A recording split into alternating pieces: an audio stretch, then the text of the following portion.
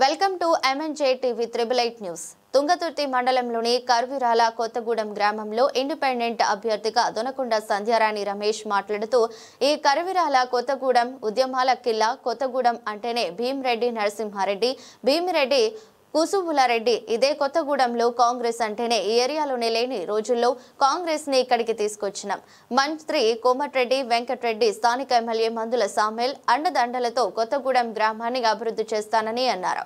సర్పంచి అంటే జేబులు దండుకుండానికో కాదు, సర్పంచి అంటే ప్రజల మనిషి, ప్రజల్లో తిరిగేటోడు సర్పంచి, నిత్యం ప్రజల కోసం ఉండేటోడు సర్పంచి, కానీ మాయమాటలు చెప్పేటోడు కాదు. రేపు 11వ తారీఖున ప్రజలు గుణపాఠం చెప్తారని అన్నారు. తుంగతుర్తి మండలం సూర్యాపేట జిల్లా. మా కరిమిరాల కొత్తగూడెం అంటేనే ఉద్యమాల కిల్లా. ఈ కరిమిరాల కొత్తగూడెం అంటేనే భీమిరెడ్డి నరసింహారెడ్డి భీమిరెడ్డి కుశలవరెడ్డి. ఈ కరిమిరాల కొత్తగూడెంలో కాంగ్రెస్ అనేది ఇక్కడ ఏరియానే లేకుంటున్న రోజులు జరిగింది. ఇక్కడ ఇప్పుడు మాత్రం తదనంతరం మనం ఎదిగినాక కాంగ్రెస్ పార్టీ అనేది ఊరికి తీసుకురావడం జరిగింది. కాంగ్రెస్ పార్టీలో కుశలవరెడ్డి చేరడం జరిగింది. అప్పుడు ఈ ఊరంతా కాంగ్రెస్ అయింది. తర్వాత కుశలవరెడ్డి గారు కానీ బిఎన్ గారు కానీ ఈ జిల్లాలనే కానీ ఈ ఇక్కడ రాష్ట్రంలో కూడా ఎవరికి కూడా లేనంతగా ఈ ఊరు మమేకమై కుశలవరెడ్డి గారు అప్పుడు ఎంపీ గారు ఉండే బిఎన్ గారు ఎంపీగా ఉన్నప్పుడు కుశలవరెడ్డి గారు అన్నగారితో మాట్లాడి వాళ్ళ అన్నతో చెప్పి, అన్న మన ఊరు పేదగా గ్రామం కాబట్టే మన ఊరికి భూములు లేవు, ఇల్లు కట్టుకుంటా సరిగ్గా జాగలు లేవు అని చెప్పి ఆ రోజు చెప్తే ఏమంటే తమ్మి చూసుకోపోనగానే మా పోతరా చెట్టు అని ఇక్కడ ఉంటుంది, దాని దగ్గర 9.5 ఎకరాల భూమి ఇప్పించడం జరిగింది అప్పుడు వారు. తర్వాత బీసీ కాలనీలో ఈ 18 ఎకరాల భూమి ఇప్పించడం జరిగింది. తర్వాత మా ఎస్సీ కాలనీకి అసలే ఆ రోజు ఇల్లు లేవు, వాళ్ళకు లేకుంటే ఆడ 14 ఎకరాల భూమి ఇప్పించి అప్పుడు ఎన్టీ రామారావు పీరియడ్లో 14 ఎకరాల భూమిలో ప్రతి ఎస్సీ కుటుంబానికి ఇల్లు కట్టేయడం జరిగింది వారు. తర్వాత కరివిరాల అక్కడ కూడా 9 ఎకరాల భూమి ఇప్పించడం జరిగింది. తర్వాత వాళ్ళ తదనంతరం ఏం చేసిరంటే వాళ్ళు చనిపోయిన కార్యక్రమంలో నేను తొర్రూరులో ఉండేటోడిని. అప్పుడు మా ఊరు ప్రజలు కుశలవరెడ్డి గారు బిఎన్ గారు లేరు, రమేష్ వారి వారసత్వంగా నువ్వు ఉన్నావు, నువ్వు రాని నన్ను కొత్తగూడెం పిలిపించడం జరిగింది.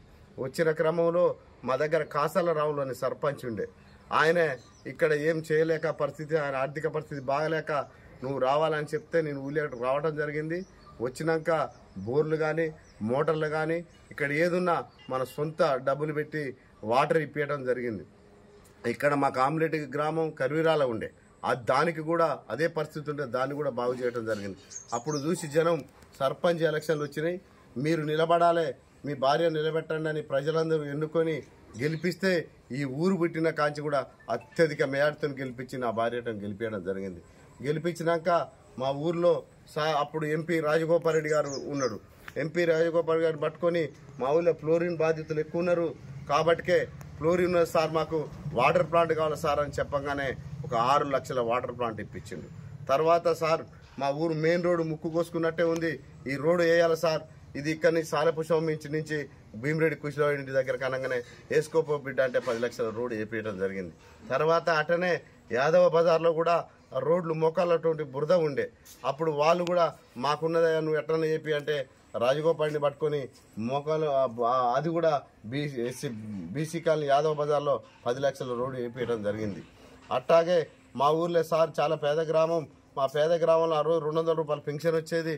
ఆ పెన్షన్ వచ్చినప్పుడు కూడా సార్ మా ఊళ్ళో పెన్షన్స్ కూడా అందట్లేవు, ఎంతమందికి అందుతలేవు లిస్ట్ ఇవ్వమని చెప్తే 330 మందికి తెలంగాణ వచ్చేందుకు 6 నెలలు పెన్షన్స్ ఇప్పించడం జరిగింది.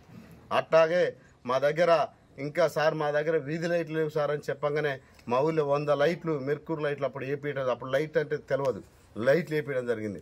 అట్లాగే తుంగతుర్తి మండలంలో కూడా మా దగ్గర సార్ మా దగ్గర గవర్నమెంట్ కాలేజీలో విద్యార్థులు చుట్టుపక్కల గ్రామాల నుంచి వస్తుంటే సైకిళ్ళు కొనుక్కోవడానికి లేదు కాబట్టి అంటే 350 సైకిళ్ళు ఇప్పేయడం జరిగింది మండలంలో. అందులో నా గ్రామంలో ముఖ్యంగా 25 సైకిళ్ళు ఇవ్వడం జరిగింది. దాన్ని ఆ కార్యక్రమాలు చేయడం జరిగింది. అప్పుడు తర్వాత మనం చేసే కార్యక్రమాలు అయిపోయినాక కూడా మనం ఏం చేస్తుంటే మళ్ళీ గవర్నమెంట్ మారింది, టీఆర్ఎస్ గవర్నమెంట్ వచ్చింది, మళ్ళీ సర్పంచ్ ఎన్నిక ఎస్సీకి రావడం జరిగింది. ఎస్సీకి రాగానే నేను పట్టించుకోకుండా ఉండటం వల్ల టీఆర్ఎస్కు అప్పుడు మద్దతు పలికి టీఆర్ఎస్కు వాళ్ళు సర్పంచ్ కావడం జరిగింది. టీఆర్ఎస్ పాలన 10 సంవత్సరాలు టీఆర్ఎస్ గవర్నమెంట్ 5 సంవత్సరాలు చేస్తే 7 సంవత్సరాలు టీఆర్ఎస్ పాలన చేశారు. ఒక్క రేషన్ కార్డు కానీ, సన్న బియ్యం కానీ, రైతు రుణమాఫీ కానీ, రైతు బంధు కానీ ఏది ఇచ్చిన దాఖలలో లేవు. అప్పుడు ప్రజలు మళ్ళీ ఇప్పుడు సర్పంచ్ ఎన్నికలు మళ్ళీ వచ్చినాయి. సర్పంచ్ ఎన్నికలు వస్తే ఇప్పుడు ఏం చేసిరంటే మా ఊళ్ళో నా తరపున ఒక 5 నిలబడటం జరిగింది.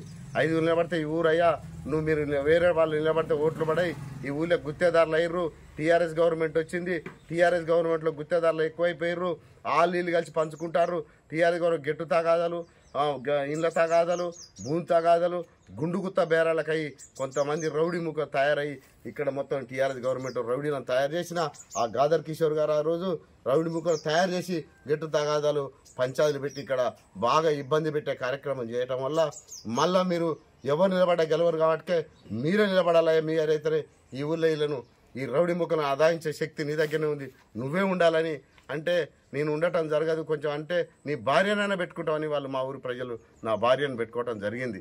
ఇప్పుడు కూడా చెప్తున్నాం, మా గవర్నమెంట్లో టీఆర్ఎస్ గవర్నమెంట్ వచ్చింది కానీ ఒక్క రేషన్ కార్డు కూడా ఇప్పలే. మా గవర్నమెంట్ రాగానే రేషన్ కార్డులు ఇప్పించినాం, మా గవర్నమెంట్ రాగానే సన్న బియ్యం ఇప్పించినాం, మా గవర్నమెంట్ రాగానే ఉచిత బస్సులు మహిళలకు ఉచిత బస్సు ఇప్పించిండు. మా ఊళ్ళే ఇంకోటి ఏంటంటే దేశం మొత్తం రాష్ట్రం మొత్తంలో కూడా మా గవర్నమెంట్ రాగానే ఉచిత కరెంటు ఇవ్వటం జరిగింది. అట్లాగే 2 లక్షల రుణమాఫీ రైతుకు ఇవ్వటం జరిగింది. ధాన్యం కొనుగోలులో సన్న వడ్లకు 500 బోనస్ ఇవ్వటం జరిగింది. 6 గ్యారెంటీలు ఒప్పుకొని 2 సంవత్సరాలనే 5 గ్యారెంటీలు చేసే చరిత్ర కాంగ్రెస్ పార్టీకి దక్కింది, రేవంత్ రెడ్డికి దక్కింది. అట్లాగే మరి నువ్వు చెప్పినవు నీ నలుగురికి నీ కుటుంబాల జాబులు ఇచ్చే కేసీఆర్ గారు చేసిన పరిపాలన ఇక్కడ మా ప్రజలకు నచ్చలేదు, ప్రజలు ఇబ్బంది పడుతుర్రు. కాబట్టికే మీరు ఇచ్చింది ఏ దాఖలాలు లేవు. ఇప్పుడు కొంతమంది మాయమాటలు చెప్తారు. ఏం చెప్తారు? గాదర్ కిషోర్ లాంటి వాళ్ళు మా ఊళ్ళో కొంతమంది చీటమాట లీడర్లు కలిసి ఆ గాదర్ కిషోర్ అంటాడు వచ్చి మేము కాలువలు నీళ్లు వదిలిపెట్టామంటాడు. అరే తిగులగ్గా కాలువలు నువ్వు వదిలిపెట్టలేదురా బాబు, రాజశేఖర్ ఫిర్యాదులోనే కాలువలు తీయటం జరిగింది. 2 కార్లు కాలువలో నీళ్ళు ఇప్పించి మా చెర్లు నింపుకోవడం జరిగింది. కొత్తగూడ మెయిన్ కాలువకే పొక్క పెడితే కొంతమంది దుర్మార్గులు నా మీద కేసు పెట్టకపోతే ఆయన కోమటిరెడ్డి వెంకటరెడ్డి గారు ఫోన్ చేసి సత్తాన సీఐ ఉండే నావని ఎట్ట పట్టుకుంటావు, రైతుల కోసం కాలువ నువ్వు ఎట్ట కేసు పెడతావు అనగానే పీక్కూరు పోవడం జరిగింది. ఆ రోజు రాజశేఖర్ లేకుంటే ఈ కాలువలు నింపకుంటే ఈ కేసీఆర్ వాడండి, కేసీఆర్ తెచ్చి నీళ్ళు తెచ్చిందంటారు. ఆ రోజు రాజశేఖర్ దర్వాన కాంగ్రెస్ పార్టీ ద్వారా ఇక్కడ నీళ్లు తాగడం జరిగింది తప్ప ఇంకో పార్టీ చేసినవి ఏం లేదు. ఏమైనా వాళ్ళ లీడర్లను భూముల పంచాయతీలు పాత భూములు ఆడన తొంగుకొని తిను అని ఆ కేసీఆర్ తోలిండు. అట్లనే అన్ని గ్రామాలలో కూడా ఇదే జరిగింది తప్ప ఇంకోటి జరిగింది ఎక్కడా లేదు, దాఖలాలు లేవు. కాంగ్రెస్ పార్టీలా ఉండదు. కాంగ్రెస్ పార్టీ అంటే పేదల పార్టీ, కాంగ్రెస్ పార్టీ అంటే ప్రజా పక్షపాతి, అట్ట తప్ప రైతు పార్టీ కాంగ్రెస్ పార్టీ అంటే. ఎవరికైనా ఎన్నైనా కార్యక్రమాలు చేసుకోవచ్చు, నేను ఎమ్మెల్యేనే చెప్పుకోవచ్చు, మంత్రి. ఇది స్వతంత్రమైన పార్టీ. అదే టీఆర్ఎస్ పార్టీలో ఏకముఖి గెస్ట్ హౌస్గా పరిమితమైన కేసీఆర్ నువ్వు ప్రజాపాలన భవన్కు రాలే. ఇవాళ మా ముఖ్యమంత్రి గారు ప్రజలతో వద్దకు పాలనని ప్రజల దగ్గరకు కూర్చొని ప్రతి సోమవారం ప్రతి మనిషికి కలుస్తుండు. నువ్వు ఎన్నడన్నా కలిసిన దాఖలు ఉన్నాయా? కేసీఆర్ కానీ ఈ గాదర్ కిషోర్ కానీ గుండాల తయారు చేసి తప్ప, భూముల పంచాలు తప్ప, ప్లాట్ల పంచాయతీ తప్ప ఆయన చేసినది ఎక్కడన్నా శూన్యం అని చెప్పి అంటున్నాం. ఇవాళ మా ఎమ్మెల్యే గారు కూడా ఉన్నాడు, మా ఎమ్మెల్యే గారు కూడా చెప్పిండు, తమ్మి నువ్వు గెలిచినాక నా నిధులు నీకు అందరికంటే ఎక్కువ మెరుగిస్తాను నాకు చెప్పిండు, ఈ ఇండ్లు ఇప్పిస్తాను. అట్లాగే మా కోమటిరెడ్డిలో కూడా చెప్పిన, సార్ నేను ఇట్లా సర్పంచ్గా నా భార్యను పెట్టిన, మరి ఏంది సార్ అని అడిగితే, అరే రమేష్ గెలిచిరా, నువ్వు గెలిచి వస్తే నీ ఊరిని కూడా రేపు నీ చిన్న కూడా మంత్రి అవుతున్నా అన్న మంత్రి ఉన్నాడు, నీ ఊరికి వస్తాం, నీ ఊరికి కూడా ఎన్నో సంక్షేమ పథకాలు ఇస్తాము. అట్లా అదిగా సార్ మా ఊళ్ళో ఇండ్లు పేదలు ఉన్నారు, ఆ రోజు బీరోడ్లు కట్టించిన ఇండ్లే ఉన్నాయి, ఇక మన తన రాజశేఖర్ కట్టించిన ఇండ్లు ఉన్నాయి, చాలా ఇండ్లు వెనకబడిపోయింది మా గ్రామం కాబట్టి నువ్వు వచ్చి మాకు ఇండ్లు ఇవ్వాలి. ఆ రోజు మాకు ఒప్పుకున్నావు 350 ఇండ్లు ఇస్తాని. మా దురదృష్టవశాత్తు ఎంపీ గారు ఓడిపోవడం జరిగింది. ఇప్పుడు కూడా వారిని పట్టుకొస్తాం, ఎమ్మెల్యే గారిని పట్టుకొస్తాం, మా ఎంపీని పట్టుకొచ్చి మాకు ఎందుకు పనులు చేయరో అడుక్కొని మా ఊరిని అభివృద్ధి డెవలప్ చేసుకుందామని మేము ఇప్పుడు ముందుకు దిగినాం. ప్రజలతోనే ఉంటున్నాం, ప్రజలతోనే ఉంటాం. ఎప్పుడైనా ప్రజాపాలనే మాకు ముఖ్యం తప్ప మాకు ఏదో లబ్ధి కోసం సర్పంచ్ అంటే ఓ జేబులో దున్నుకుంటానికి ఉండేది తప్ప సర్పంచ్ అంటే ప్రజల మనిషి, ప్రజలలో తిరిగేటోడు సర్పంచ్, ప్రజల కోసం ఉండేటోడు సర్పంచ్. కానీ ఎవడో టీఆర్ఎస్ పార్టీ వాళ్ళు వచ్చి అలా నిన్న మొన్న తిరిగిన టీఆర్ఎస్ పార్టీ నేను సర్పంచ్ అని తిరుగుతాడు. అది ప్రజలు రేపు 11వ తారీఖు నాడు గుణపాఠం చెప్తారు. గుణపాఠం చెప్పి వాళ్ళది ఏందో ప్రజలు చూస్తారు. 11 సాయంత్రం మీకు రిజల్ట్ తెలిసిపోతుందని చెప్తున్నాం. మా ప్రజల తరఫున, కరీంనగర్ కొత్తగూడెం తరఫున మీ అందరికీ ప్రెస్ వాళ్ళకు ధన్యవాదాలు చెప్పుకుంటాం.